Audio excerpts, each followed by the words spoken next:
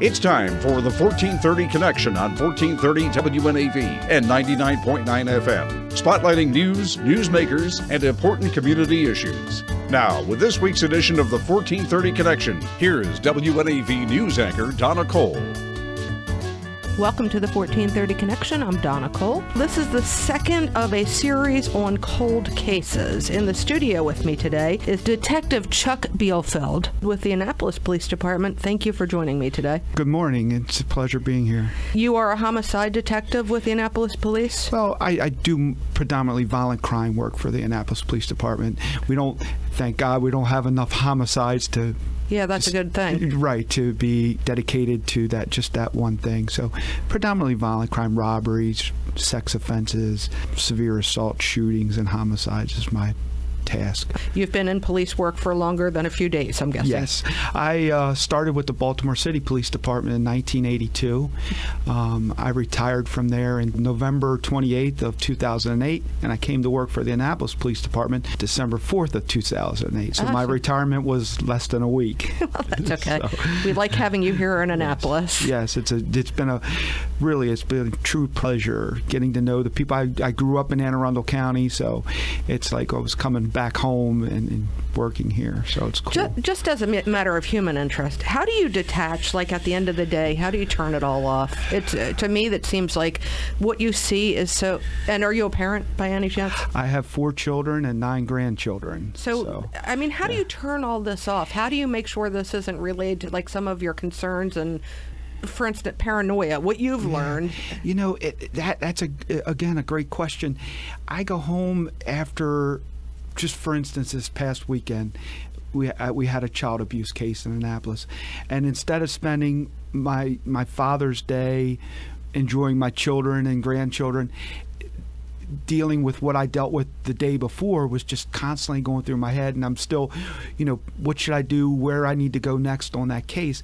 You really don't drop it, but you can't let it get you so down that it depresses you, because like you said, looking at abused children or people that have been murdered, and for however way it's done, you sort of have to become stale to it and just block it out. And then how do you not lock your own kids inside, or your grandkids inside? Yeah, to be honest, my biggest fear, I have the youngest, he's getting ready to turn 5, and I have one that just turned 18, grandchildren, and he's getting ready to go to college.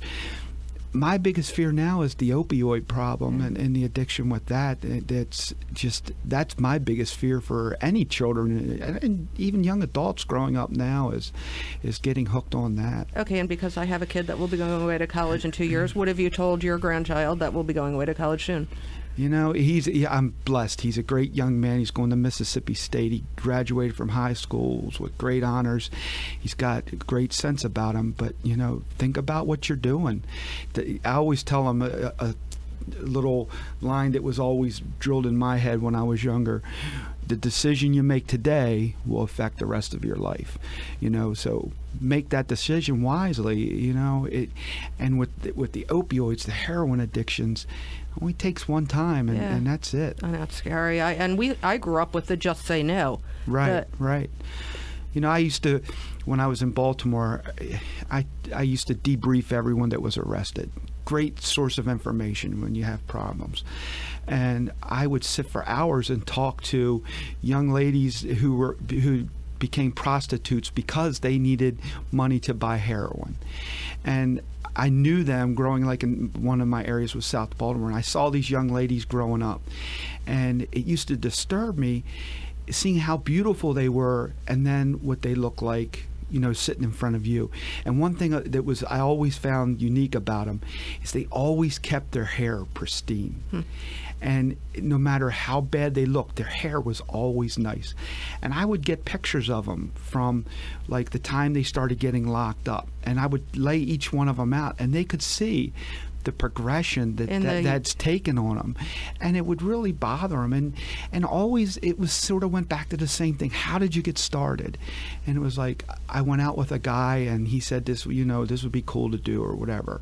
And it seemed like that was always peer pressured. The story. I went out with this guy and we were at a party and he said, hey, this is cool to do, and that was it. They were hooked. And and sadly, that's what's driving most of the crime. That's why we're sitting here today talking. Because people want money for drugs. Exactly. And it's. Have you watched, just because I'm now binging on it, 13 Reasons Why? I don't watch a lot of TV. No, when I watch, when you say how do you put this stuff out, I don't watch crime shows. I don't watch like The Wire, because I worked in Baltimore. Yeah. Is The Wire true? I don't watch those shows because I live that every day. I don't need to go home and relive it. Yeah, then I watch Andy Griffith and the Discovery Channel, things like that. Good for you. Good for you. So I'm not going to tell you what it's about or insist that you watch it. But parents, it's something you should think about. We're going to take a short break here. We'll be right back, and we'll talk about some of the cold cases in Annapolis. This is Donna Cole on the 1430 Connection. We will be right back.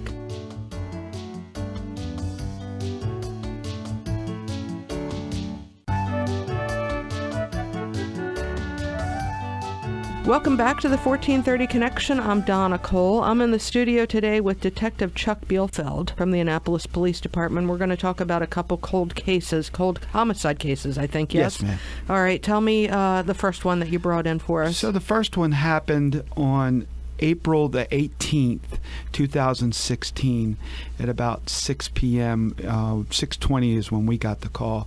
It was at 1000 Paddington Place off of Edgewood Road here in Annapolis. And for those that don't know, if you're familiar with the Bay Ridge Giant or 7-Eleven, the road that goes down between the two of them is Edgewood Road, and it was down off of that road. It was a Langton Green home? Yes, ma'am. What's unique about this crime occurred inside. It occurred in a split-floor home that sits right on the corner of Paddington and Edgewood. The victim, Mr. DeAndre Wayman, was an employee for a company called Langdon Green. They manage homes for people with intellectual disabilities and other things where they need supervision and care. There were, I think, 4 or 5 residents in the home at the time, but Mr. Wayman worked there during the days and evenings. He lived in the home with them.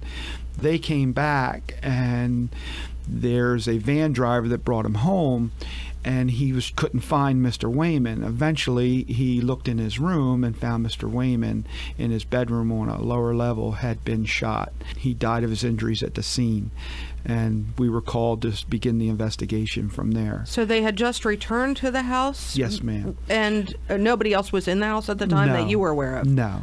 We don't believe there were any witnesses inside. The residents of the house were not home. Mm-hmm. Whoever came into the house encountered Mr. Wayman in his room where he stayed when he wasn't working, taking care of the residents. Right. And so our interest is people that may have been outside, may have been driving by, seeing anything suspicious. If, like, for instance, there is a female that came forward around the time of the incident who saw 2 individuals walking down the street near the home, and she found them very unique. It was 2 African-American males dressed in dark clothing, and she found it strange that day because it was warm. It was a very warm, sunny day. She found it strange the way they were dressed. Heavy clothes? Or? Yeah, they were like athletic wear, sweatsuit type things. And like, again, I remember we have to get search warrants to process indoor crime scenes. Uh-huh. So we had to wait for it to be written and get a judge to sign it. And I remember sitting outside of that residence. There's like a brick wall with a sign on it, and was just standing there leaning on it, saying what such a beautiful day it was. The sun was, for an April day, the sun was real bright and it was real warm. And so these 2 individuals were very unique that day, walking through that community, or even down Edgewood. And that's a pretty busy road with the Giant and the 7-Eleven right there. I'm sure if someone, it triggers their memory if they saw these guys walking down the street. And again, what date was this? It was April 18th. I believe it was a Monday. Okay. And the time of that we believe, we don't respond to the house until around 6 p.m. Uh-huh. But we're pretty sure the crime occurred because of information from cell phones and computers and things like that. And we're pretty sure that the crime occurred between like 10:30 and 11 a.m. in the morning. All right. Yes. So there's a lot of boating businesses. There's a lot of Yes. marinas down that Yes. road also. And Yes. you went to all the marinas, or as many as... We canvassed the entire neighborhood looking for cameras or people that saw things.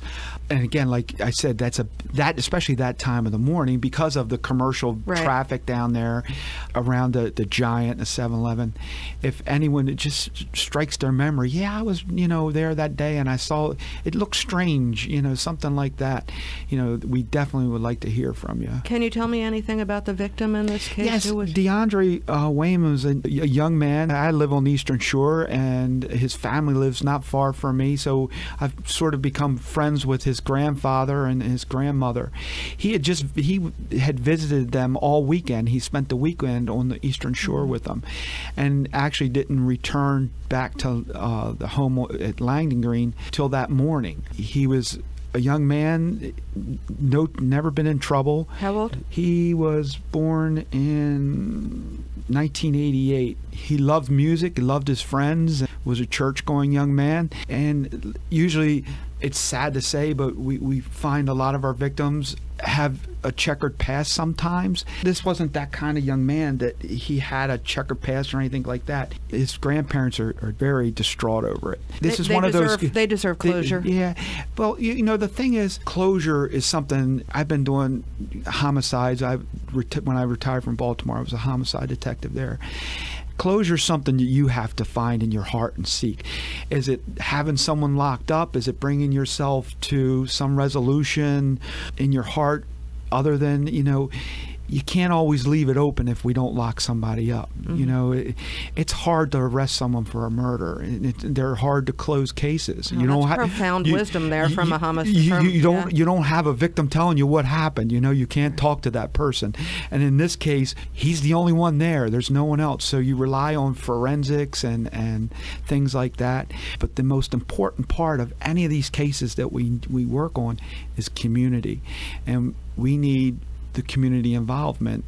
The slogan going around now for terrorism is see something, say something. This is absolutely true in these types of cases. The only way we can make the community better is if the community cooperates with us. So for those that live in Chesapeake Harbor, or for those that work at Port Annapolis Marina, Bert Jabins, if you remember anything from this day, seeing two men walking in this area that were dressed too much like winter in the spring on a hot day. And one thing that was unique from the witness that did come forward about the information provided is that it was two younger African-American males, excuse me, but one of them was wearing like a traffic safety vest. And nobody was down there doing work? No, there was no work being done down there.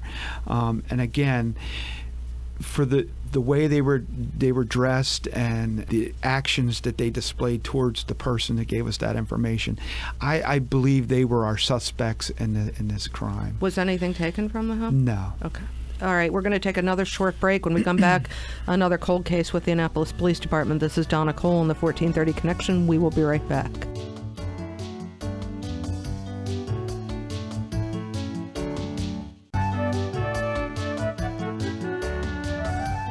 Welcome back to the 1430 Connection. I'm Donna Cole. I'm in the studio with Detective Chuck Bealefeld from the Annapolis Police Department. We're talking about some cold cases. You have another case. Yes, 2016 was a bad year for us for violent crime. I believe we had 11 or 12 murders that year.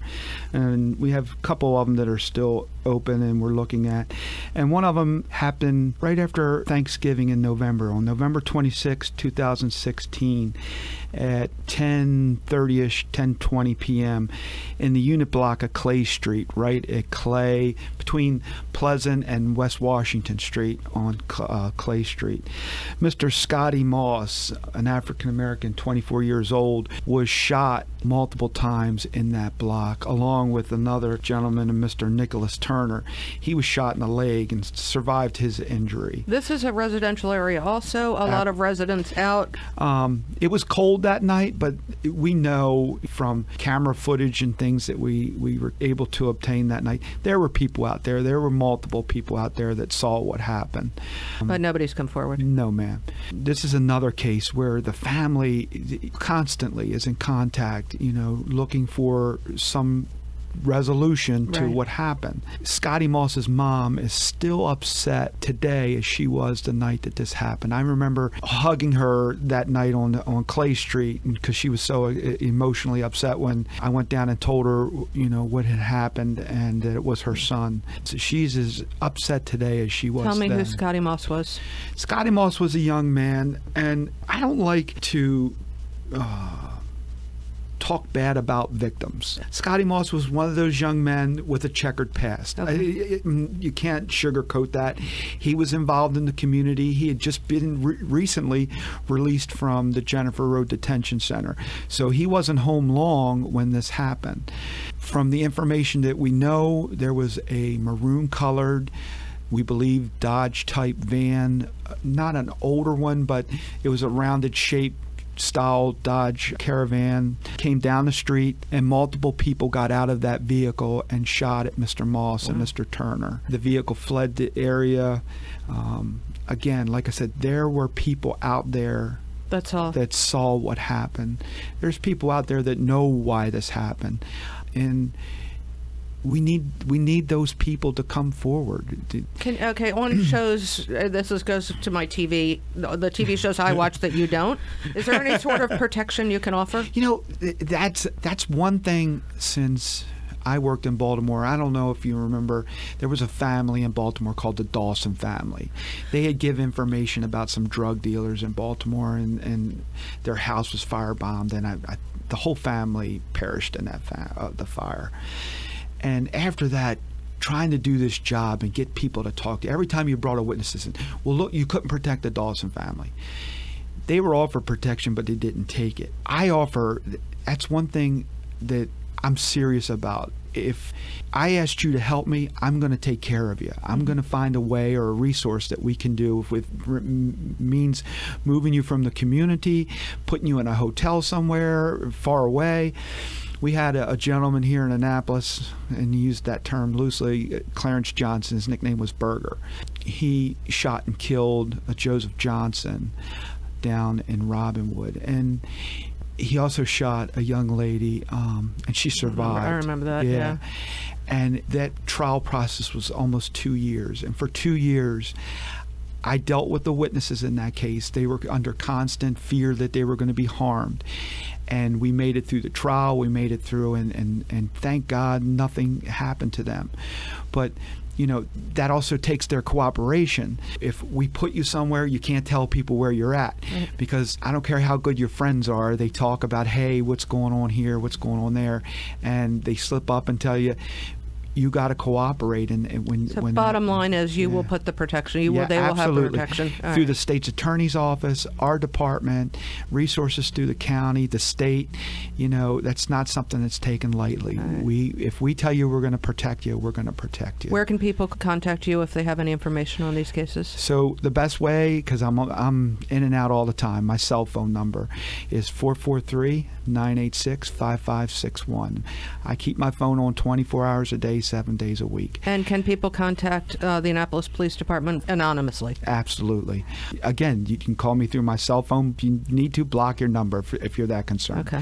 But one more time on the cell phone? 443-986-5561. You want to get these cases closed? Absolutely. Just the contact and the relationships I've had with the families, and particularly these two cases, I would love to see we go back to that word closure again. You don't like the word closure. I don't like it, but resolution is your word. A resolution to these cases for those families. And again, we need the community support. Without the community in any type of case, whether it's breaking into a car or a murder, we need the person to pick up the phone and talk to us. And again, if you want to remain anonymous, that's cool. We need the information, and we can work with the information. Thank you so much for joining me today. Not a problem. I appreciate you taking the time to do this for us. This is Donna Cole on the 1430 Connection. We'll see you next week.